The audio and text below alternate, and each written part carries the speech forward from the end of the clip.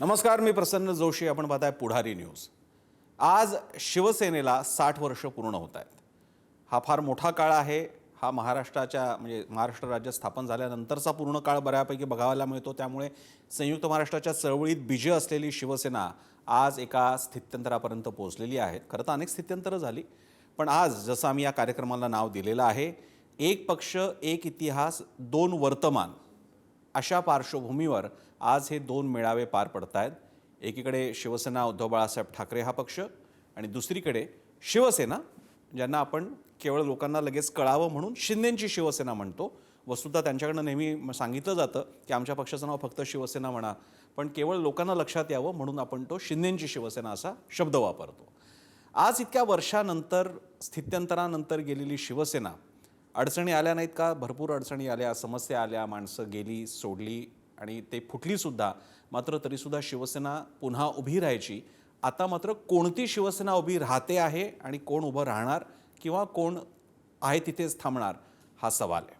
आणि याबद्दल आज या दोन्ही मेळाव्यांकडे लक्ष असताना, सर्वसामान्यांचं, प्रेक्षकांचं, राजकारण्यांचं लक्ष असताना, या सगळ्या काळाकडे ज्यांनी केवळ एक नागरिक म्हणूनच नव्हे तर पत्रकार म्हणून आणि काही वेळा तर त्यातल्या एका घटकाचा सहभाग होऊन सुद्धा ज्यांनी याचं परीक्षण केलेलं आहे, ते ज्येष्ठ पत्रकार आणि आता प्रतिपक्ष या त्यांच्या गाजलेल्या यूट्यूब चॅनलचे संपादक असलेले भाऊ तोरसेकर आपल्यासोबत आहेत. भाऊ, तुमचं स्वागत पुढारी न्यूजवर.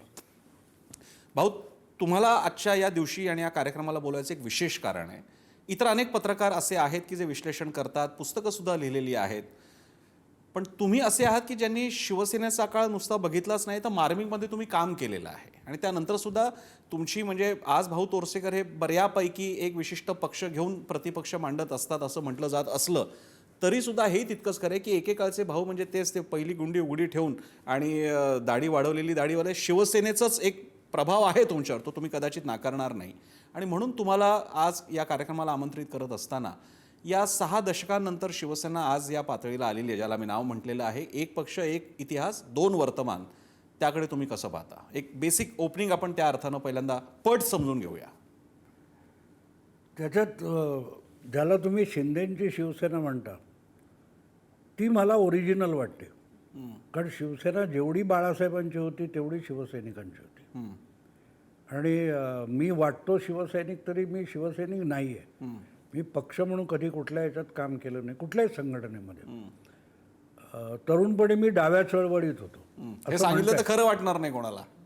नाही, त्यांना डावे पण म्हणजेच काय माहीत नाही ना. त्या आज ज्यांना जे डावे किंवा उजवे असं म्हणतात ना, त्यांना असं वाटतं गाढव डाव्या बाजूला उभं राहिलं तरी ते विद्वान आहे. तर मी त्या अर्थाने डावा उजवं करत नाही शिवसेना. पण शिवसेनेचा विषय जो आहे, शिवसेना ही तरुणांच्या कार्यकर्त्यांची संघटना होती. आणि त्या तरुणांनी एका व्यंगचित्रकाराला शिवसेना प्रमुख केलं. मुंबई महाराष्ट्राला मिळाली, पण तिथे मराठी माणूस कुठे आहे असं ज्यांना वाटत होतं. शिवसेना जी उभी राहिली आहे तिचा मूळ पुरुष संयुक्त महाराष्ट्र समिती आहे. संयुक्त महाराष्ट्र समितीमध्ये सगळे पक्ष एकत्र आले होते आणि त्या एकत्र आलेल्या पक्षांनी संयुक्त महाराष्ट्र मिळवला, बरोबर आहे. पण त्यानंतर ते फुटत गेले, ते विखरले गेले. आणि तो कार्यकर्ता जो होता, तरुण वर्ग होता, ज्याने अगदी मार खाल्लेला आहे, लाठ्या खाल्ल्या, आता ते त्यातले किती शिल्लक राहिलेत हा प्रश्न आहे, पण आम्ही ते जवळून बघितलेलं होतं. तर त्यांच्या मनात सगळं आम्ही कुठे आहोत, आणि त्याला आवाज दिला तो प्रबोधनकारांनी आणि बाळासाहेबांनी. मार्मिक हे त्यांचं नवीन पत्र होतं. तर त्यातून जो पेटून एकत्र येत गेला, कन्सोलिडेशन आजचा शब्द, तो जो मराठी तरुण कन्सोलिडेट झाला मुंबईतला पर्टिक्युलरली, त्यातून शिवसेना जन्माला. त्यांनी या माणसाला, एका व्यंगचित्रकाराला जो कधीही राजकीय बॅकग्राऊंड नव्हती, त्याला नेता केला. तेव्हा शिवसेना प्रमुख बाळासाहेब झाले ते त्या शिवसैनिकामुळे झाले. त्यामुळे मूळ शिवसेनेचे 2 भाग आहेत, एक शिवसेना प्रमुख आणि बाकी शिवसैनिक. ते शिवसेना प्रमुख नाही आहेत आज. त्यामुळे उरलेला जो आहे ती खरी शिवसेना, म्हणजे तो शिवसैनिक, जो अरेला कार्य म्हणणारा. आणि अरेला कार्य म्हणजे कॅमेऱ्यासमोर नाही, प्रत्यक्ष मैदानात. आजच्या आणि आजच्या 2 शिवसेनेमध्ये मी ओरिजिनल शिवसेना का म्हणतो की उद्धव ठाकरेंची आजची शिवसेना जी आहे तिचं व्यवच्छेदक लक्षण तुम्हाला सांगतो, ती याचिकाकर्ता म्हणून कोर्टात जाते. बरं. आणि जी खरी शिवसेना होती ती आरोपी म्हणून कोर्टात जायची. हा फरक आहे. पण मी वस्तुतः शिवसेनेच्या आत्ताच्या वर्तमानाकडे थोड्या वेळाने येणार होतो. पण जर का तुम्ही म्हणालाच आहात की अरेला कारे, तर प्रेक्षकांच्या नजरेतून पाहताना संजय राऊत अरेला कारे करताना पाहायला मिळतात. मला शिंदेच्या शिवसेनेतून अरेला कारे किंवा अरे कारे असं काहीच बाहेर येताना दिसत नाही असं लोक म्हणतायत. उलट दिल्लीमध्ये जेवढ्या खेपा शिंदे घालतात तेवढ्या प्रमाणात तर उद्धव सुद्धा दिसले नव्हते किंवा आधी कोणी दिसलं नव्हतं. मग अरेला कार्य करणारी शिवसेनेची प्रवृत्ती नेमकी कोणात? अरेला कार्य म्हणण्याचा अर्थ तोंडपाटील की नाही होत. शिवसैनिक हाताने बोलायचं, तोंडाने नाही बोलायचं. तो शिवसैनिक आहे. तोंडाने बोलणारे त्यांचे सहकारी होते ना प्रजा समाजवादी पक्षात. शिवसैनिक तोंडाने नाही बोलायचो, हाताने, पायाने, धोंड्याने बोलायचं. ते आज किती आहे ते मला दाखवा, तो तुम्हाला सापडतील नाही आहेत. उद्धव ठाकरेंच्या बरोबर आज जे कोणी आहेत ते बघा ना, ते सगळे तोंडपाटील की करणार आहेत. म्हणजे गोव्याहून जेव्हा एकनाथ शिंदे 30 जून 2022ला येणार होते तेव्हा आदित्य ठाकरेंनी काय सांगितलं होतं, विमानतळ ते विधानसभेच्या मध्ये वरडी आहे.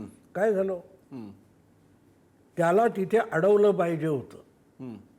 त्याला कारे म्हणतात. अरे म्हणालो आणि मी पळून गेलो. एक लक्षात ठेवा, माहीमला जेव्हा मोरारजी देसाईंची गाडी आली, हो, तिच्या खाली 2 शिवसैनिक चिरडले गेलेले आहेत. मग एकनाथ शिंदेना तुम्ही वरळीत का अडवलं नाही? तिथे कारेचा अर्थ कळेल. नुसता अरे नाही, कारे. तोंडपाटील की काय. पण मग हे इंटरेस्टिंग आहे भाऊ की सत्ता नसतानाचा काळ शिवसेनेने फार मोठा काळ पाहिलेला आहे. बाळासाहेब हयात असताना सुद्धा, सत्ता नसताना सुद्धा ताकद दाखवून देणारी शिवसेना होती. आज उद्धव ठाकरे यांच्या बाबतीत बघताना सुद्धा सत्ता नसताना शिवसेनेतलं ते जे जाज्वल्यपणे, ज्या प्रकारचा कार्यकर्त्यांचा काडर तुम्ही म्हणताय, तो सगळा शिवसैनिक म्हणताय, तो मग आता का नाही आहे? ये इतनी खामोश, म्हणजे शोलेमध्ये A.K. हनगलदांचा जो डायलॉग आहे, इतनी खामोशी क्यों है भाई, मग ती काय अशी? बरोबर नाही, तो कारण त्याला तुम्ही बाळासाहेब त्याला चुचकारत होते, त्याला गोंजारत होते. बाळासाहेबांनी कोर्टात जायला कोणाला मदत केली असं नाहीये. स्वतःच्या बळावर लढले शिवसैनिक कोर्टात सुद्धा. कोर्टाचा खर्च पण अगदी शिवसेनेने फंडातून केला असं नाहीये. पण आपल्या पाठीशी बाळासाहेब उभे राहणार ह्याचा जो आत्मविश्वास होता, तो आत्मविश्वास किती दिला गेला? किती दिला? नाही दिला गेला. म्हणजे शिवसेना हा युनिक पक्ष आहे जगातला की ज्या पक्षाला, म्हणजे तो काय होतं ते TMCचे लोक गेले, तो पक्ष त्रिपुरातला, त्याचा काय ते ऑफिस कोलकात्यामध्ये. शिवसेना हा एकमेव पक्ष आहे की ज्याला 10 वर्ष आपले हेडक्वार्टर्स नव्हतं, पण शाखा होत्या, उपशाखा होत्या, आणि शाखा गजबजलेल्या होत्या. पण हा जो सारखा आरोप केला जातो, आणि आता सुद्धा खासदार पुन्हा ते सगळं सुरू झालेच आहे, उद्धव साहेब आम्हाला भेटत नाहीत, आमचं म्हणणं ऐकून घेतलं जात नाही वगैरे. आता असं आहे की सुरुवातीला ते झाल्यानंतर पहिला स्प्लिट झाला, त्याच्यानंतर परत हीच कारणं देत असतील तर मग एकतर त्यांना ते कळत नाही आहे किंवा लोकांना ते बाळबोध समजतायत. आणि इतका कोण असा नेता असू शकतो की तो आपल्या नेत्यांना भेटणार नाहीत किंवा काय? आता वाजेंसारखा माणूस सुद्धा जर का इतका निष्ठावान राहू शकतो, आणि इतरांच्या तर आता बरं, हा काय विषय चालला आहे आपल्याला उघडपणे माहिती आहे हे काय आहे ते. अशा वेळी केवळ शिवसेनेपुरता नाही, महाराष्ट्राच्या राजकारणाबाबतीत आपल्यासारखा पत्रकार कसा बघतो? ही केवळ ही वेळ आहे, आणि ही आज यांच्यावर असेल तर ती त्यांच्यावरही येऊ शकते. हो, येऊ शकते ना. कोणी सांगितले? कोणी अजरामर, नथिंग इज परफेक्ट. पण त्याच्या नैतिकतेवर प्रश्नचिन्ह आपण उपस्थित करणार की नाही या घटनांमुळे? नैतिकतेच्या तुमच्यावर पण येणार ना. नियम एक नाही लागत, नियम सगळ्यांना सारखा लागतो. बरोबर आहे. तुम्ही जर 1 तासामध्ये युती मोडून मुख्यमंत्री व्हायला जाणार असाल, पक्षप्रमुख, आई जर व्याभिचार करणार असेल तर मुलीने आदर्श काय घ्यायचा सांगा मला. तुम्ही सांगितलं ना, निकाल लागेपर्यंत सगळ्या पोस्टवर देवेंद्रचा फोटो होता, सभांमध्ये, संयुक्त सभांमध्ये. मग बंद दरवाजा आडची गोष्ट तुम्ही आधी का नाही सांगितली? तसे आता हे लोक सांगतायत, आत्ता नाही, आमची वेळ आल्यावर आम्ही बोलतो, तुमची वेळ आल्यावर तुम्ही बोललात. तो नियम जो तुम्हाला आहे तो त्यांनाही आहे. बरोबर. आता हा परवाच्याही आमच्या चर्चेमध्ये मुद्दा आला. आता आपण एक डिमार्केशन लाईन आखूया की उद्धव ठाकरे काय ते खाजगीमध्ये बोलणं झालं आणि त्याच्यामुळे ते जे काही हेवे दावे झाले त्यामुळे ते मवियाबरोबर गेले. भाजपला वाटलं की हा विश्वासघात आहे. शिवसैनिक आणि तेव्हाच्या काही नेत्यांना शिंदेसारख्यांना वाटलं की हा विश्वासघात आहे, आपण मुळात भाजपबरोबर लढलो होतो. त्यामुळे जे काय व्हायचं ते तेव्हा होऊन गेलं, पहिला स्पीड झाला. चला किमान आपण मानून चालू की ते कारण होतं. त्यानंतर ज्या निवडणुका आता झालेल्या आहेत त्या या स्प्लिट नंतर सगळी पार्श्वभूमी स्पष्ट झाल्यानंतरच्या निवडणुका आहेत. मशाल चिन्हावर लढवल्या गेलेल्या निवडणुका आहेत. उद्धव ठाकरेंचा चेहरा आणि मवियाचं आघाडीचं कवच असलेल्या निवडणुका आहेत. आता सुद्धा पुन्हा तेच मुद्दे, आणि आता तर काय म्हटलं जात आहे म्हणे काँग्रेसमध्ये विलीन होणार होते म्हणून आम्ही हा निर्णय घेतला. आता हा कॉमन सेन्सचा भाग आहे की शिवसेना अशी आत्महत्या करेल का उद्धव ठाकरेंचा पक्ष? आत्महत्या करेल का हा वेगळा विषय, पण तुम्ही म्हणाल की तेव्हा हे लोक का गेले नाही. हो, बरोबर आहे. माझा प्रश्न असा आहे किंवा माझा मुद्दा असा आहे त्यावर की एकदा तुम्ही चुकलात, तुम्हाला संधी दिली, पण एवढं नुकसान झाल्यानंतर तुम्ही शहाणे झालाय का? परत तुम्ही आम्हालाही भेटत नाही आहेत. म्हणजे आम्ही तुम्हाला संधी दिली होती, शिंदेनी दिली नाही. तुम्ही सुधारताय का नाही? मी तेच करणार. हे पण बघा ना, तुम्ही हे उशिरा 2 वर्षांनी का करतायत, 4 वर्षांनी का करतायत? तर तुम्हाला जी सुधारण्याची संधी दिली नाही, म्हणजे ते असतात ना काय ते तुमच्यावर 2 गुन्हे झाले, तिसरा केला की तुम्हाला तडीपार करणार. बरोबर आहे. बरं. मग तशी त्यांनी संधी दिली होती. इकडे मला त्यांनी आपल्या निष्ठा दाखवल्या होत्या, पण तुमच्या लेखी निष्ठा बिष्ठा काही नाहीच आहे ना. नाही, आता हा निष्ठ्याचा मुद्दा लावायचा म्हणून आला तर दरवेळी हे जे कारण दिलं जातं की आम्हाला भेटले नाहीत किंवा काय काँग्रेसमध्ये विलीन होणार होते, याच्या बाबतीतल्या एकाही खासदारानं कोणतंही अधिकृत पत्र लिहिलेलं आहे, तक्रार व्यक्त केलेली आहे, पक्षाच्या मंचावरती व्यक्त केलेली आहे किंवा सोशल मीडियावर केलेली आहे किंवा जाहीर सभांमध्ये केलेली आहे, असं काही दिसत नाही. थेट पक्षांतरच असतं किंवा थेट फुटच असते. तसंच असतं. बंगालमध्ये 4 मे पर्यंत रस्त्यावर कोणी बोलत नव्हता. आज धोंडे मारायला जात आहेत. मग त्यांनी आधी का तक्रार केली नाही असं म्हणता तुम्ही? नाही म्हणत. तेच लोक आहेत, तोच अभिषेक काय तो बॅनर्जी आहे, त्याला अंडी मारायला जात आहेत. मग आधी का जात नव्हते? ह्याचं उत्तर आहे तुमच्याकडे. तर आपल्याला योग्य वेळ झाल्यानंतर वाघ समोर दिसतोय, गोळी झाडली जात नाही टप्प्यात येईपर्यंत. बरोबर आहे ना? त्याला व्यवहार म्हणतात. पुस्तकी तत्वज्ञान ठीक आहे, पुस्तकातली काय ते बंदर काय पुराणातली वांगी, तसं असतं. प्रत्येकजण आपली संधी शोधतो. तुम्ही जर 19च्या निकालापर्यंत गप्प बसलात, म्हणजे तुम्ही दबा धरून बसला होता की नाही, मग आता तुमचेही वाघ आहेत, तेही दबा धरून बसतात. पण आता आणि वाघ जेव्हा चिन्ह, मला एक सगळ्यात मोठी गंमत आहे, बाळासाहेबांनी वाघ हे चिन्ह दिलेलं आहे. वाघ डरकाळ्या फोडत शिकारी करत नाही हो. हे सगळे वाघ आहेत ना आत्ता उद्धव ठाकरेंचे, ते वाघ नाही आहेत. ते अखंड डरकाळ्या फोडतात आणि प्रत्येकाला शिकार निघून जाते. आता त्याला वाघ कसं म्हणायचं सांगा. मग आता हा जर का व्यवहार ज्ञानाचाच विषय असेल, तत्वज्ञान नव्हे व्यवहार ज्ञान, तर मग आता शिंदेकडे गेलेले आमदार किंवा खासदार हे शिवसेना, एकनाथ शिंदे, आपलं नेतृत्व, हिंदुत्व या निष्ठेपायी गेलेले आहेत का तुम्ही म्हणताय तसं व्यवहार ज्ञानमुळे? व्यवहार हे एक लक्षात ठेवा, लोकांसमोर बोलणं वेगळं असतं आणि करणं वेगळं असतं. पडद्यामागे होतं त्याला राजकारण म्हणतात. पत्रकार फार शहाणे आहेत, त्यामुळे त्यांना वाटतं नाही सगळं दिसतं. सगळं दिसतं तर सगळ्यांना माहिती आहे त्याच्या कपड्याच्या आणि पॅन्टच्या आत काय, माझ्याही आत काय. मग आपण कपडे का घालतो? आपण सभ्य आहोत हे दाखवण्यासाठी. नाही तर प्रत्येकाला माहिती आहे त्याच्या अवयव कुठे आहेत, माझे अवयव कुठे आहेत. बरोबर. पण हे दाखवणं, मी एक नेहमी सांगतो की माणूस हा तुझा पशु आहे, पण त्यातल्या जनावराला जो लगाम लावलाय ना त्याला संस्कृती म्हणतात. बरोबर. तो सैल सुटला की विकृती सुरू झाली. तो याच्यामध्ये कुठेतरी राहायचं असतं. इकडे झाला तरी प्रॉब्लेम आहे, तिकडे झाला तरी प्रॉब्लेम आहे. संस्कृती म्हणून अतिरेक करू नका, मग ते काय तो कोण प्रणित मोरे वगैरे होतं. बरोबर आहे. नाही तर आणखीनच पशु जागा होतो. मला एक प्रश्न विचारायचा होता. या सगळ्यामध्ये एक नेहमी तक्रार करण्यात आली की हिंदुत्व सोडलं उद्धव ठाकरेंनी, आणि हिंदुत्व हे बाळासाहेबांपासून एक आलेला एक विचार राहिलेला आहे. शिवसेनेने ते जाहीरपणे आक्रमकपणे भाजपच्या आधी हो. तर हा शिवसेनेने हिंदुत्वाचा प्रवास, खास करून त्याच्यात भूतकाळाचा आपण त्याच्यात टप्पे पाहिले तर संयुक्त महाराष्ट्र आणि त्यानंतर बराच काळ तसा मराठी म्हणून शिवसेना होती. बाबरीच्या आसपास ते जोरानं सुरू झालं आणि त्याच्यानंतर मग ते प्रकर्षानं, मग भगवी शाल आली बाळासाहेबांच्या खांद्यावर, मग रुद्राक्षांच्या माळा आल्या. ते आपण येतो मग उद्धव ठाकरे, राज ठाकरेंचा काळ. राज ठाकरे थोडं आपण तो साईड ट्रॅक नंतर घेऊया. पण मग उद्धव ठाकरेंच्या नंतर शिवसेनेचं हिंदुत्व आपण कसं पाहता? आणि ते जे इतरांचं म्हटलं जातं की ते सोडल्यामुळे ही अवस्था झालेली आहे, या गोष्टीत कितपत तथ्य आहे? पहिली गोष्ट म्हणजे शिवसेना हिंदुत्ववादी होण्याच्या आधीपर्यंत ती मुंबई, ठाणे, कल्याण, नाशिक संपलं. हो. पुण्यात चिरकुट करायचं. मग शिवसेना महाराष्ट्रात कुठून पसरली? हिंदुत्वानंतर. त्यामुळे महाराष्ट्रभरच्या शिवसेनेला कन्सिडर करायचं. जेव्हा तुमचे बल्क आमदार किंवा खासदार निवडून यायला लागले, ते बघायचं असेल तर मग हिंदुत्व हा शिवसेनेचा बाण आहे. ते हिंदुत्व उद्धव ठाकरेंनी सोडलं. नंबर 2, तुम्ही जी मतं मिळवली ती अँटी काँग्रेस होती. बरोबर आहे. जे जे अँटी काँग्रेस पक्ष काँग्रेसबरोबर गेले ते संपले. शेका पक्ष गेला, जनता दल गेलं, रिपब्लिकन पार्टी गेली. उद्धव ठाकरेंची शिवसेना जाणारच ना. तुमचा मतदार कोण आहे तुम्ही त्याच्याकडे पाठ फिरवले. हिंदुत्व वगैरे बाजूला ठेवा.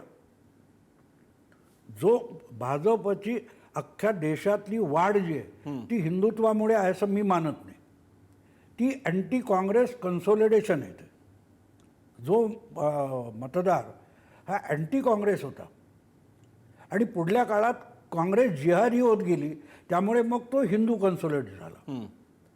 स्वातंत्र्यपूर्व काळात तुम्ही बघाल तर जिना काय म्हणायचे, काँग्रेस हा हिंदूंचा पक्ष आहे. हो. बरोबर आहे. म्हणून ब्रिटिशांनी आमच्याशी वेगळं बोलावं. आज काँग्रेस हा मुस्लिमांचा पक्ष आहे. अगदी अँथनींचा अहवाल सांगतो. त्यामुळे काँग्रेस हा मुळात काँग्रेस राहिलेला नाही.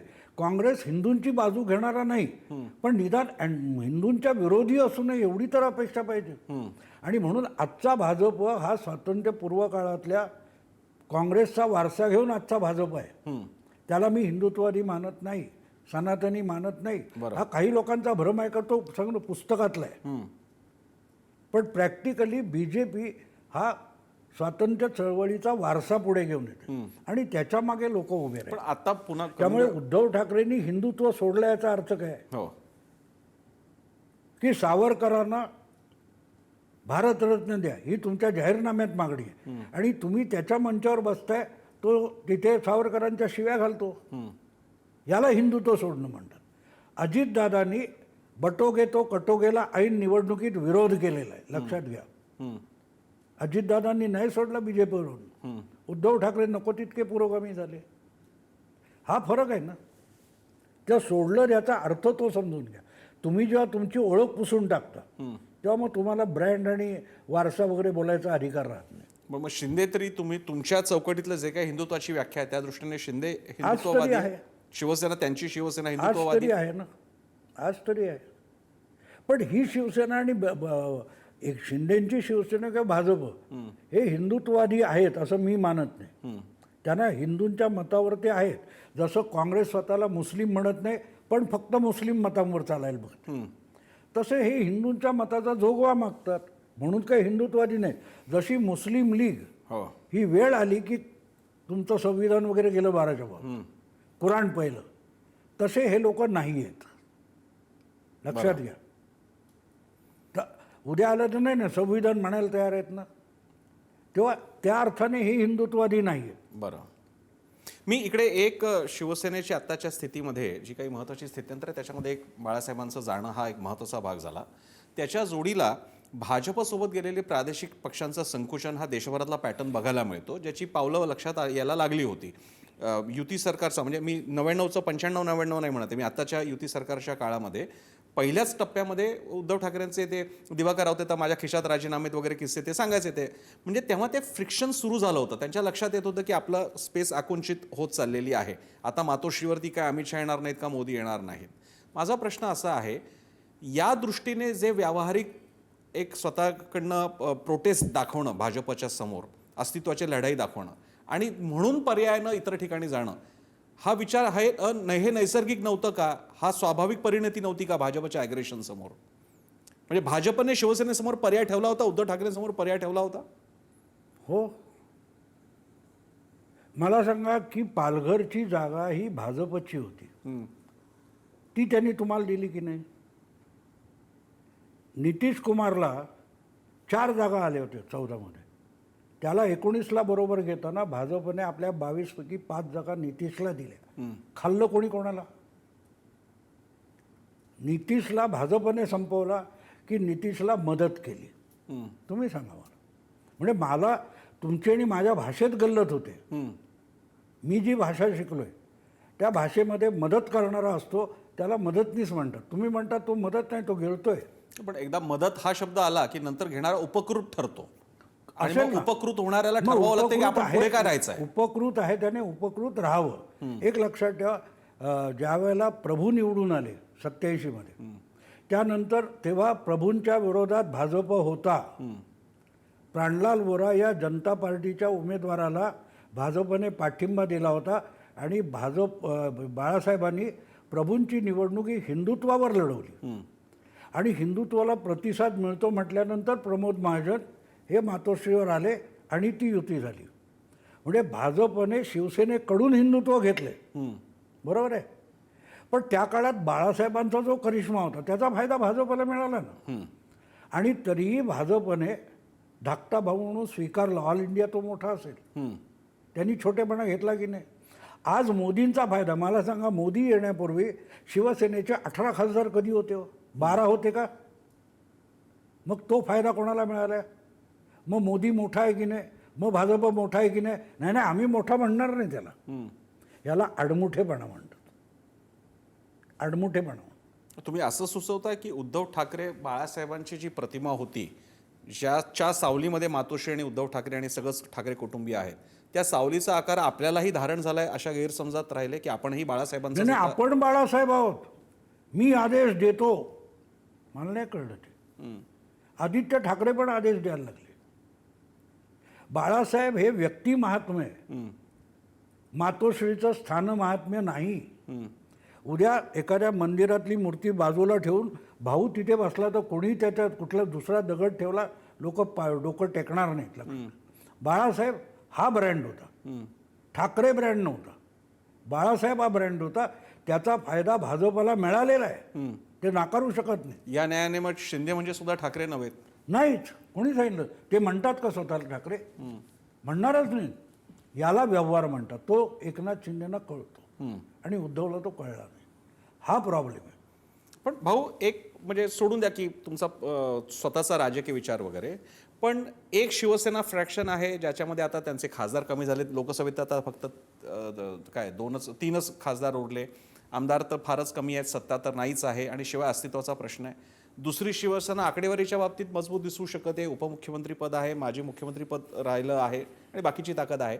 पण आपल्या सगळ्यांना व्यवहार, तुमचा शब्द व्यवहार ज्ञान म्हणून माहिती आहे की ती शिवसेना बलाढ्य हिंदुत्ववादी महाराष्ट्रातला एक प्रादेशिक फोर्स असलेली शिवसेना ती सुद्धा नाही आहे शिंदेची.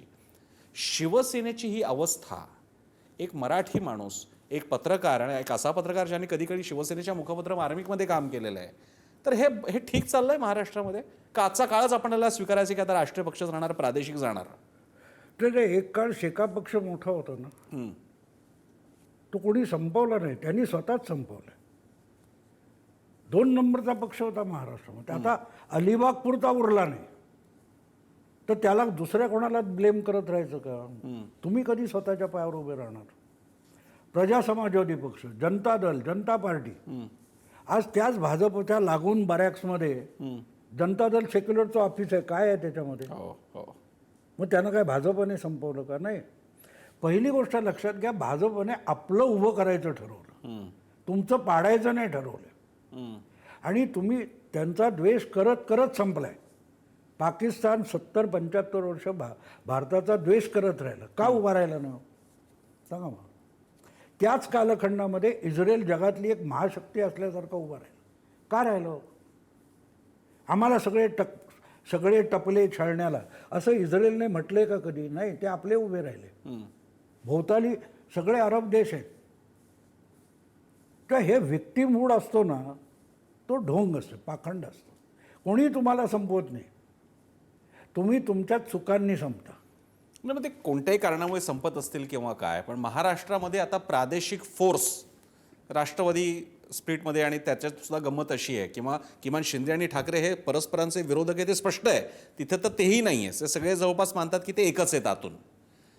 म्हणजे तो नाही, आता राष्ट्रवादी स्वतःला राष्ट्रीय मानते ते सोडून द्या, प्रादेशिक अस्मिता असलेले दोनच पक्ष, एक शिवसेना आणि एक मनसे, एक सक्षम ताकद असलेला चेहरा असलेला, आणि हे दोन्ही पक्ष आता वीक झालेले आहेत, मनसे असेल आणि उद्धव ठाकरेंचा पक्ष असेल म्हणून.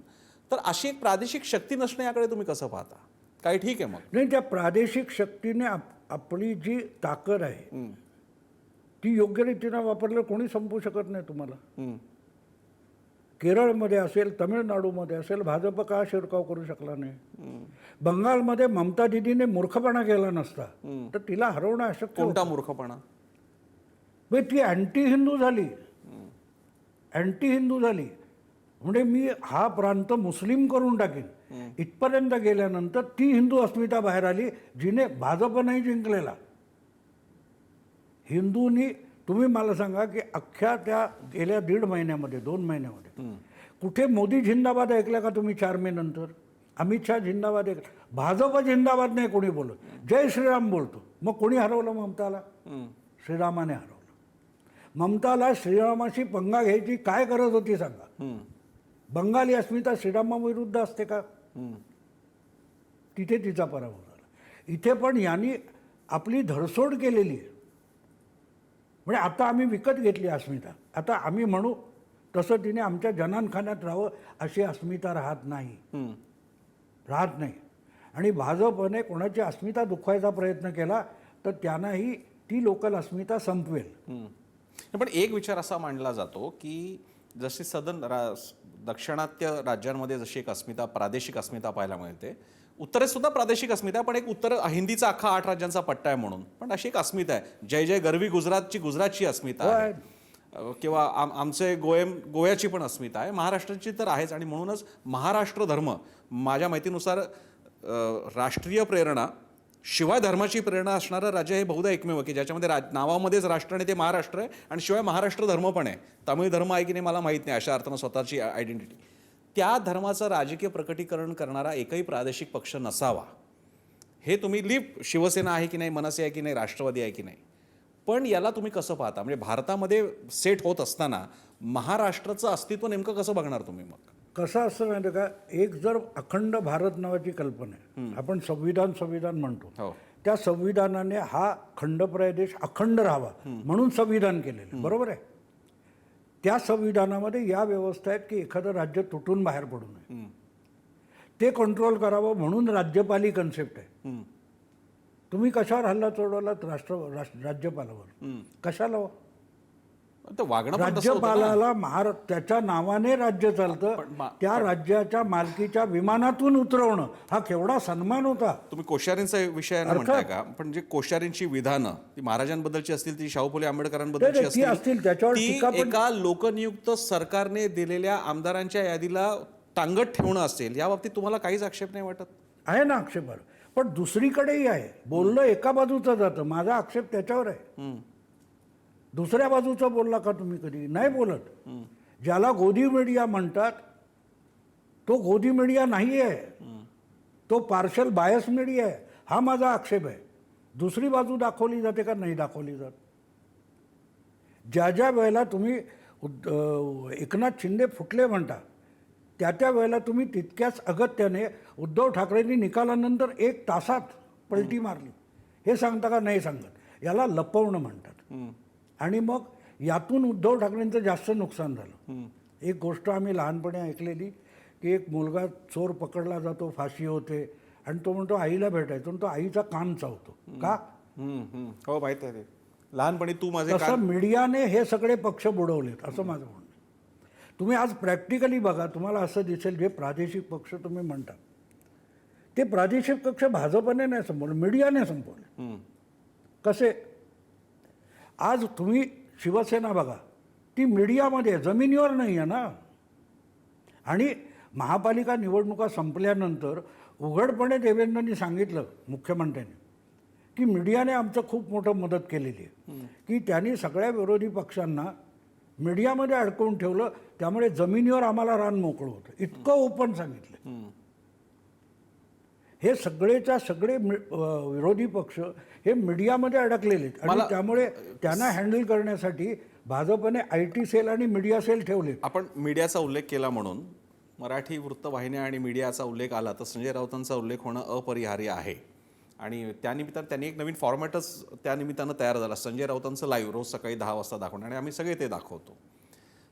तुम्ही, मला माहित नाही तुमचा कधी संजय राऊतांशी तसा 1-to-1 संपर्क आला का? कारण तुम्ही फार आधीच तुम्ही काम केलं. मार्मिकमध्ये संजय राऊत लिहायचं. हां, त्यामुळे.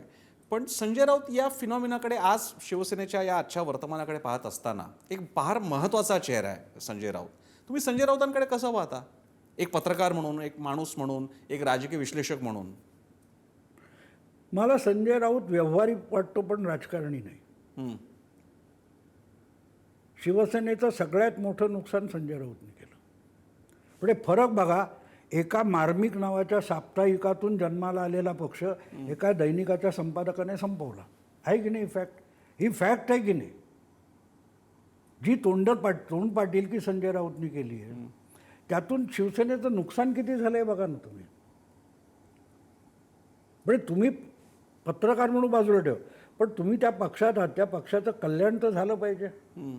तुम्ही असा एक मुद्दा दाखवा की ज्यामुळे संजय राऊतमुळे शिवसेनेचा फायदा झाला. आणि मी त्याच्यावर व्हिडिओ पण केलेला आहे. तुम्हाला सांगतो, ज्यावेळेला तो कोण दादरा नगर हवेलीचा कोण होता तो, त्याने आत्महत्या केली खासदार, त्याच्या बायकोला शिवसेनेत आणून तिला शिवसेनेची खासदार केली होती. ते संजय राऊतने केलं. मी कौतुक केलेलं आहे संजय राऊत की हे पवार पण करू शकत होते. मी कौतुक पण केलेलं आहे राजकारणी म्हणून. पण बाकी तुम्ही मला दाखवणं काय झालं. त्यामुळे आज अभिषेक बॅनर्जीवर जे काय दोषारोप केले जातात त्यापेक्षा संजय राऊतवर होणार नाहीत का? पण आपण बोलतोय त्यातून आपल्या पक्षाचा फायदा झाला पाहिजे. असा कुठला फायदा केला ते म्हणून? पण आज शिवसेनेची अशी आक्रमकपणे भूमिका घेऊन बाजू मांडणारा आणि तो जो एक अंगार शिवसैनिकांचा असतो, तो किमान शाब्दिक पातळीला मांडणारा, लेखनाच्या पातळीला मांडणारी एकच व्यक्ती आहे संजय राऊत. आणि त्याची त्यांनी किंमतही मोजलेली आहे. तुम्ही शिवसेनेला झुरळ म्हणताय. तो दिपके कोण आहे? यांना तरी 20 वर्ष लागली, त्याने 20 आठवड्यात का 20 दिवसामध्ये करून दाखवलं ना. एक दबदबा आहे दिपके नावाचा, कॉक्रोच पार्टीचा दबदबा. शिवसेना दबदबा ठीक आहे, महत्व, एक ओळख मिळाली का? सोशल जमिनीवर जे नाहीये, जमिनीवर जे नाही. मला मध्ये एका हिंदी पॉडकास्टमध्ये त्यांनी विचारलं की आप बोलो की इनका उभार कैसे होगा विपक्ष का. तर मी त्याला सांगितलं सोपा उपाय आहे. सगळ्या विरोधी पक्षाने आपल्या पार्टीतले प्रवक्ते सॅक करून टाकायचे. ज्याचा पेपरमध्ये किंवा चॅनेलवर फोटो येईल, चेहरा दिसेल, त्याला काढून टाका पक्ष. पहिलं मीडियातून सगळे पक्ष बाहेर काढा, बघा त्यांना उभार येतो की नाही. त्यांना जमिनीवर काम करायला लागेल. जाहिरात खूप आहे हो. गोडाऊनमध्ये माल नाही, दुकानात माल नाही, तुमच्याकडे गिराईक येईल कसं? या सगळ्या पक्षांची ती अवस्था आहे. ममता जेन्युअनली ती रिझाईन व्हायला तयार नव्हती. मी तिला खोटी नाही मानत. तिला पटत नव्हता आपला पराभव झाला. तिला गाफील कोणी ठेवली? गेल्या विधानसभेत महाराष्ट्रामध्ये कॉर्पोरेशनच्या निवडणुकांमध्ये शिवसेनेला किंवा विरोधी पक्षांना गाफील कोणी ठेवलं? मीडियाने ठेवलं. Thackeray brand, Thackeray brand. कुठे होता हो ब्रँड तो? गेले 6 महिने तुमच्या तोंडी मी हा शब्द ऐकला नाही. मग कुठे गेला ब्रँड? नाही, आता हा विषय सविस्तरपणे बोलता येऊ शकतं, त्याची भूमिका पण मांडेन, पण इकडे मी तुमची मुलाखत घ्यायला बसलेलो आहे. पण प्रवक्ते किंवा अशा प्रकारचे स्पोक्सपर्सन्स असतात, ते या निमित्तानं विविध सामाजिक विषयांवरती पक्षाची भूमिका जोरकसपणे मांडत असतात स्वतःचा, आणि त्या मंचाचा वापरही करत असतात.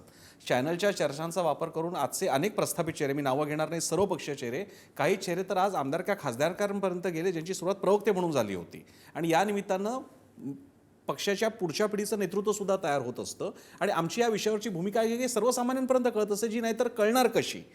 हा पहिला मुद्दा. आणि दुसरा मुद्दा असा आहे की एखाद्या संजय राऊतांनी पक्ष अख्खा बुडवला असं म्हणत असताना काँग्रेसबरोबर जाऊन महाविकास आघाडीमध्ये निर्णय जातो उद्धव ठाकरेंनी घेतला होता.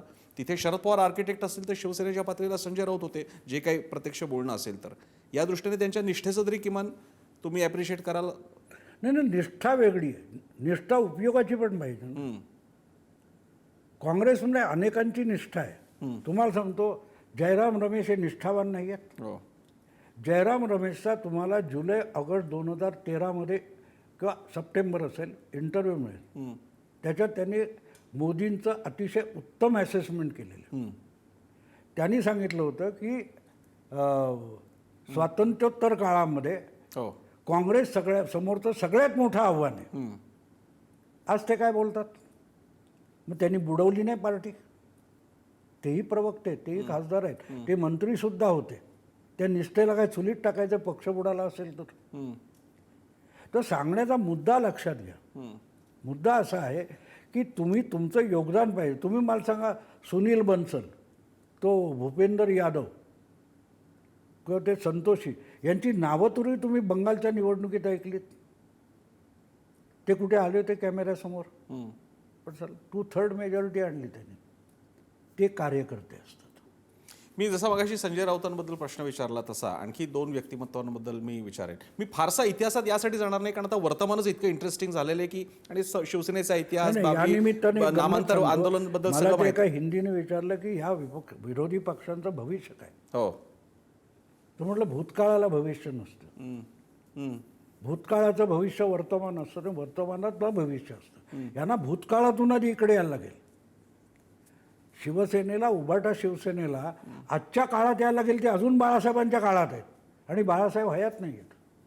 तेव्हा वर्तमानात या, मग भविष्य. माझ्या मुलीला किंवा मला भविष्य आहे, मुलीला आहे, नातीला आहे, पण माझ्या वडिलांना भविष्य नाही ना, ते नाही आहेत आता. तेव्हा पहिली गोष्ट आपण जेव्हा भविष्याचं बोलतो ते सांगतो की इथे प्रॉब्लेम काय तुमचे काय ते, म्हणून जयराम रमेशचा उल्लेख केला. हो. त्याच्यात त्यांनी, आणि तेव्हा छोटी गोष्ट नव्हती, त्यावेळेला ते मंत्री होते आणि सत्यव्रत चतुर्वेदी हा काँग्रेसचा ऑल इंडिया प्रवक्ता होता. तो इतका खवळला होता, तो म्हणाला एवढं मोदी भक्ती करायची असेल तर जा भाजपत आणि तिकडे जाऊन आरत्या कर. इतकं झालं होतं.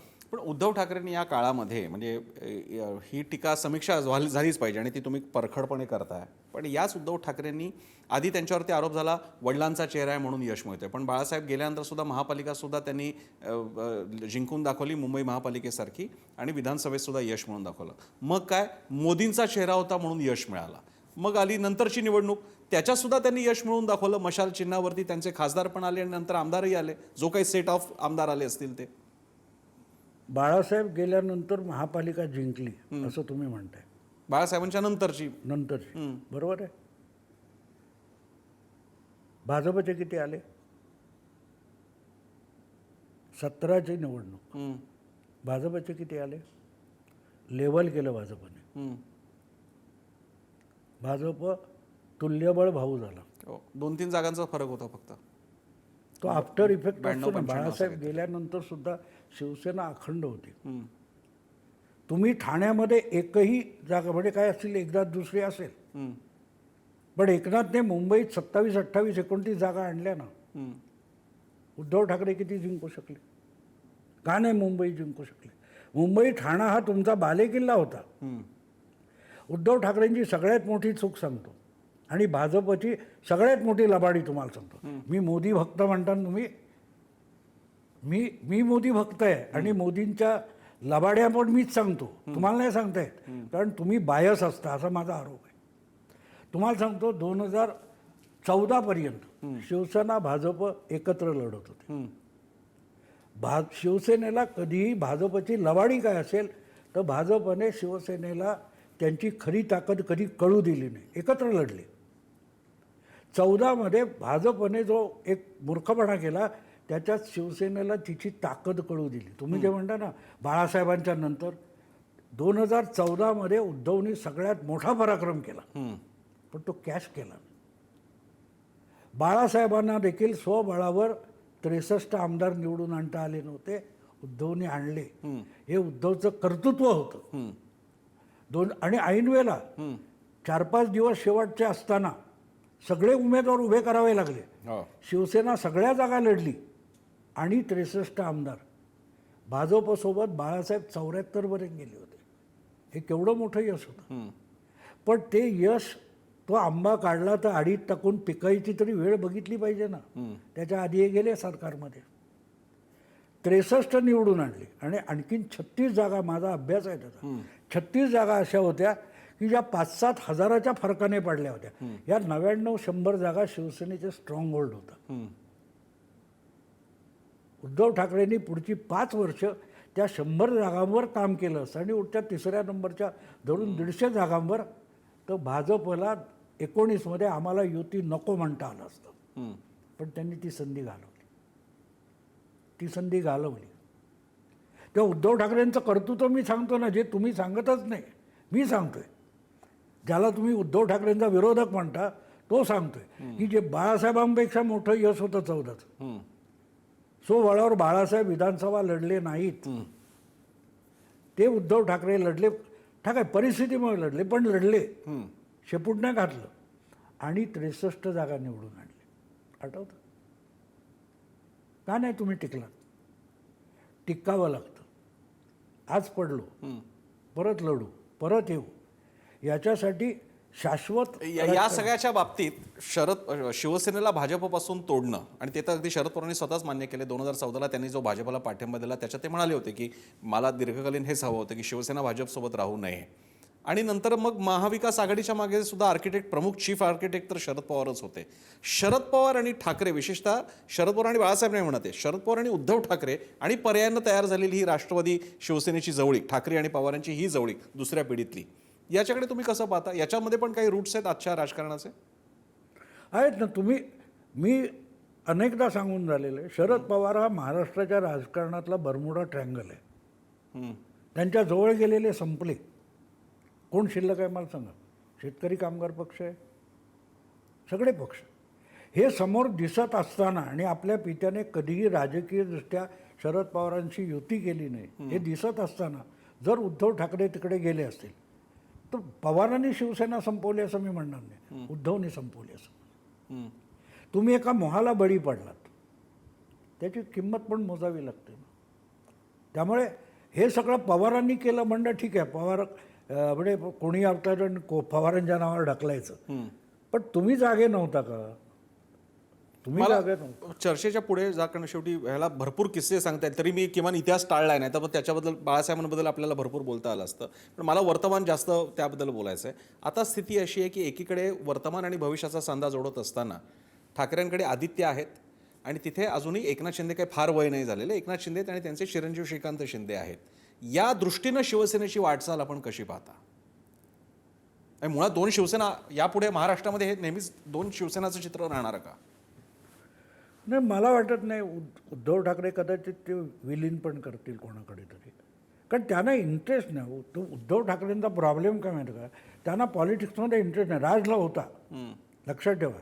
अगदी शाळकरी वयापासून राज ठाकरे आपल्या काकांबरोबर जायचे. 95ला सत्ता येईपर्यंत राज ठाकरे राजकारणात इंटरेस्टेड नव्हते, नंतर त्यांचा इंटरेस्ट झाला. म्हणजे सत्तेचा लाभ आहे म्हणून, ॲसेट म्हणून पाहिजे, लायबिलिटी नको. राजकारणी ॲसेट पण असं लायबिलिटी पण. उद्धव ठाकरेंना लायबिलिटी नको आहे.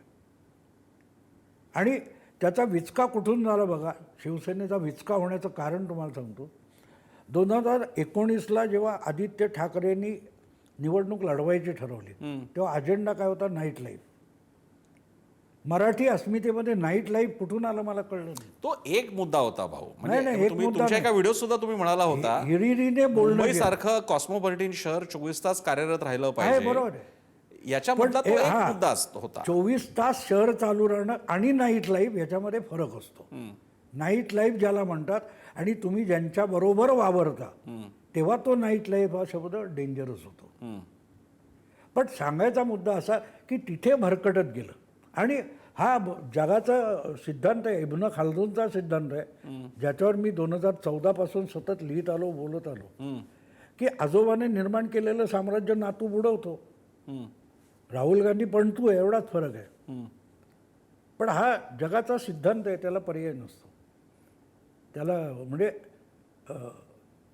मला वाटत नाही उद्धव ठाकरेंना काही राजकारणात भवितव्य. पण म्हणजे पुढे होणार काय या दोन शिवसेनांचं काय? मग त्या अर्थानं मग एकनाथ शिंदे त्यांच्या स्वतःचं एक पद्धती आहे, कार्यकर्त्यांना उपलब्ध असतात, त्यांचे कष्ट पाहिलेले आहेत, ते काही नाकारायचं कारण नाही. श्रीकांत शिंदे पण त्या अर्थानं श्रीकांत शिंदे किमान आदित्य ठाकरेंचं जे एक मुळात ठाकरे असलेलं वलय आहे तसं तेही नाही, ते सुद्धा आपलं काम बरं आणि आपला विभाग बरा त्या दृष्टीने काम करतायत. शिवसेना नावाची जी काही एंटिटी आहे, दोन स्ट्रीम्समधून धावणारी, ठाकरेंची आणि शिंदेंची, त्याचं पुढे काय होणार? शिंदेची शिवसेना राहिल्यानंतर शिवसेना त्याच्यात असं काय, कोणता वेगळा शिवसेनेचा अजेंडा बघायला मिळतो? सिरियसली राजकारण करायचे त्यांचे काय हेतू असतील, उद्दिष्ट असतील, त्या दृष्टीने ते कष्ट करायला तयार आहेत. उद्धव ठाकरेंना ती इच्छा दिसत नाही. इच्छा नाही दिसत, ॲम्बिशन आहे पण इच्छा नाही आहे काय करायची. हातपाय तर हलवले पाहिजेत ना. तुम्ही काय करणारच नाही. म्हणजे 4 वर्षापूर्वी तुमचा पक्ष ज्या कारणासाठी फुटला त्याच कारणासाठी उरलेला पक्ष फुटतो. यातच कळतं की मला इच्छा नाही आहे. पण यामध्ये म्हणजे माझा मगाशी पण प्रश्न होता. रिपिंग द डेड हॉर्स म्हणतात तसं आहे ते. तुम्ही लोक त्या घोड्याला खूप मारताय पण तो डेड हॉर्स उभा कसा राहणार. घोड्याला पाण्याजवळ नेता येतं, पाणी पाजता येत नाही असं म्हणतो. पण असं आहे भाऊ, ही टीका यापूर्वी झाली होती. त्यानंतर उद्धव ठाकरे फिरताना दिसले, बांधावर जाताना दिसले, शेतकऱ्यांचं ऐकताना दिसले. आताचे खासदार जे निवडून आले किंवा जे आता फुटलेत ते किंवा आमदार आले त्यांना तर कोणाच्या चेहऱ्यामुळे, आता एवढं तर आपण मानूया की काँग्रेस आणि राष्ट्रवादीच्या चेहऱ्यामुळे कोणी शिवसेनेच्या खासदार आमदारांना निवडून दिलं नाही, त्याचं काहीच क्रेडिट नाही असं कसं म्हणायचं. आहे ना, मी कुठे नाही म्हणतो पण त्याचा अर्थ कळला का तुम्हाला. मुंबई, आता ही काय मुंबई विद्यापीठाची सिनेटची निवडणूक म्हणजे काही पॅरामीटर नाही आहे, पण जवळपास 100% यश आहे शिवसेनेला. जवळपास 100%. कदाचित एकाच जागा अभाविपला सुटली असेल, if I am not wrong. काहीतरी प्रतिसाद तर असेल, काहीतरी लोकांमध्ये ढवळून तर निघालं असेल. भाजपची इतकी प्रचंड यंत्रणा, शिंदेसोबत एकत्र निवडणूक लढवून सुद्धा 65चा आकडा जर का मुंबई महापालिकेत गाठला जात असेल तर काहीतरी तरी कष्ट घेतले असतील त्यांनी. मग तुम्ही हाच नियम लावत असाल तर बेस्ट पिढीची सगळी निवडणूक ते हरले. ती एका साध्या, किती मोठी आहे ती भाऊ, किती मोठी आहे ती एवढी. मुंबई महापालिका 65 नगरसेवक वर्सेस बेस्टची तीच काय पतसंस्था का काय होती ती एम्प्लॉईजची. JNU मध्ये सगळ्या जागा डाव्यांनी जिंकले. डाव्यांचं देशातच राज्य यायला पाहिजे ना. प्रॉब्लेम लक्षात घ्या. तुम्ही काय करता माहिती का. मुंबई विद्यापीठाचा पसारा आणि JNUची लोकल बॉडी, त्यांची जी स्टुडंट आहे JNU SU, त्याची तुलना तुम्ही मुंबईसारख्या ज्याच्यामध्ये महाराष्ट्राचं मराठी राजकारण वर्सेस दिल्लीमध्ये एका सेंट्रल स्टेटमध्ये असलेलं, ते काही मुख्य राज्य नाही, तिथल्या एका सेंट्रल स्टेटमधल्या सेंट्रल युनिव्हर्सिटीमधल्या राजकारणाची तुलना आपण मुंबई विद्यापीठाच्या मतदानामध्ये किती हजार विद्यार्थी भाग घेतात. एका विधानसभेच्या क्षेत्रातले जेवढे मतदार आहेत तेवढे तरी मतदार आहेत का मुंबई विद्यापीठात. मी म्हणालो तसं हा पॅरामीटर नाही आहे. आपण नगरसेवक पदावरती 65 नगरसेवक बलाढ्य भाजप शिंदेच्या युतीसमोर शिवसेनेने, ठाकरेंच्या शिवसेनेने 65 नगरसेवक आणले. काहीतरी कष्ट तर घेतले असतील ना त्यांनी पण. नाही काय असं होतं का, आमच्या कोकणामध्ये मी पहिल्यापासून कोकण रेल्वेचा विरोधक होतो. एवढं साल्यानं होळीला आणि उन्हाळ्याच्या सुट्टीत फणस आंबे घ्यायला तुम्हाला रेल्वे पाहिजे का असं मी बोलायचो. आम्ही 4 झाडं लावली नाही, बाप दाद्यांनी लावली, त्याला अजून आंबे फणस येतात ना. कळलं 65 कुठून आले. मी जिथे शिवसेना पहिली फोपावली त्या लालबागमधला आहे. त्या लालबागमधला आहे. मी एक शेवट करत असताना कारण तुम्हाला सांगतो की तुम्ही डोंट डिफेंड द इनडिफेन्सिबल. बरं, उद्धव ठाकरेंना इच्छा नाही, काम करायचं नाही. एकनाथ शिंदे जर पहाटे 5 पर्यंत बसत असेल, तुम्ही रात्री 12 पर्यंत बसा ना. या परिस्थितीमध्ये या सगळ्या आत्ताच्या, म्हणजे जसं आपण म्हणालो तसं की वर्तमानाबद्दल बोललो, राज ठाकरे या सगळ्या सीनमध्ये तुम्ही कुठे बघता. आणि आता ते एकत्र आलेले आहेत, राज आणि उद्धव, असं तुम्ही म्हणता. जानेवारीनंतर ते केव्हा एकत्र आले मला दाखवा. नाही, आतापर्यंत एकमेकांच्या घरी जाणं येणं राहिलेले. तुम्ही पण माझ्या घरी येता, मी तुमच्या घरी येईन. त्याचा सार्वजनिक जीवनाशी काय संबंध आहे. तसं हर्षवर्धन पाटील जे आहेत ते यांच्या घरी ये जा करतात, नात्यातले आहेत. हो, मग हर्षवर्धन पाटलाचं काय करायचं. नाही तसं नाही. तुम्हालाही माझा सेन्स मी म्हणतोय तो तुम्हालाही लक्षात येतोय. अधिकृतरित्या एकत्र आलेले, निवडणूक एकत्र लढवली, एकत्र येऊन काय करणारच सांगा ना. गेल्या मला वाटते शिवसेनेच्याच वाढदिवसाचा विषय होता का काय होता, बाळासाहेबांचा वाढदिवस होता. राज ठाकरे आले, भाषण केले नाही. माझ्या मित्राच्या मुलीचा वाढदिवस आहे, 1 वर्षाची आहे, याला एकत्र येणं म्हणतात. म्हणून मी म्हटलं डोंट डिफेंड इनडिफेन्सिबल. तुम्हाला वाटतं राज ठाकरेंना या सगळ्या गदारोळात स्पेस आता तयार होते. विरोधी पक्ष म्हणून ज्यांना काम करायचं आहे त्याच्यासाठी प्रचंड स्कोप आहे. 2 खासदार भाजपचे असताना त्यांनी ठरवलं आणि ते कुठे आलेत बघा. हो, संपले होते ना 415. 2 खासदार. आणि राजीव गांधी टिंगल केली होती, एक या 2 बच्चे असं त्यांनी म्हटलं होतं, आठवतं? अटल बिहारी म्हणाले होते की इससे आगे वो नहीं जाएंगे, इससे कम हम नहीं जाएंगे. तर मुद्दा तो आहे ना, करायचं तर तुम्हाला वाव भरपूर आहे. आणि लक्षात ठेवा, उद्धवबद्दल बोलणं राजमध्ये क्षमता आहे, पण त्यांना नाही करायचं. आपण बघूयात भाऊ याही मी तुम्हाला गंमत म्हणून सांगतो, एक जुना ते जे हिंदीमध्ये शरद जोशी नावाचे पत्रकार होते, लेखक, फार सुंदर लिहायचे. त्यांचं एक असं मी छोटं लिहायचे ते, पण फार अप्रतिम उपहासात्मक लिहायचे. त्यांनी एक फार असं लिहिलं होतं आणि ते वाचून दाखवायचे एका कार्यक्रमामध्ये, चक्कलसमध्ये. ते मला एक त्याचं हेडिंग असं होतं, गावस्कर को गावस्कर बनाने में मेरा योगदान. आणि ते योगदान काय असेल? ते म्हणाले, मी क्रिकेट खेळलो नाही, नाही तर ते सगळे रेकॉर्ड मी पण मोडले असते. राज ठाकरेचं उत्तर मिळालं तुम्हाला. भाऊ आपण बघूयात हे वर्तमान, आपण आता त्याबद्दल बोललो, इतिहासाकडे फार गेलो नाहीत, कारण तुम्ही म्हणाला तसं की इतिहास झालेला आहे. भविष्याकडे मात्र आपल्याला चौकस दृष्टिकोनातून बघावं लागेल. त्या दृष्टीने आपले हे संवाद चालू ठेवूयात. पण तुर्तास तरी दोन्ही सेनांच्या या वर्धापन दिनाला आणि साठी पूर्ण करतायत, त्यानिमित्तानं शुभेच्छा द्यायला तर काहीच हरकत नाही. त्या शुभेच्छा मी शुभेच्छा देत नाही, याचं कारण असं आहे की सगळे उपाय थकले की शुभेच्छा देतो. दवा दिया है, अभी दुआ करो असं म्हणतात ना. मी दुआ देणं त्याला शुभेच्छा म्हणतो. मी प्रयत्न करा एवढं सांगून थांबेल. ठीक आहे, बघूयात हे कसे प्रयत्न करतायत. पण तुर्तास आम्ही मात्र तुम्हाला तुमचे आभार मानतो वेळ दिल्या त्यासाठी, कारण तुम्ही ऑल द वे तुमच्या घरून इथे आपल्या स्टुडिओपर्यंत आला, त्यासाठी तुमचेही आभार या संवादासाठी. आणि यानंतर आपण इथेच थांबतोय. या विशेष संवादानंतर थोड्याच वेळात धुरळा आपला खास कार्यक्रम पाहत राहा पुढारी न्यूज.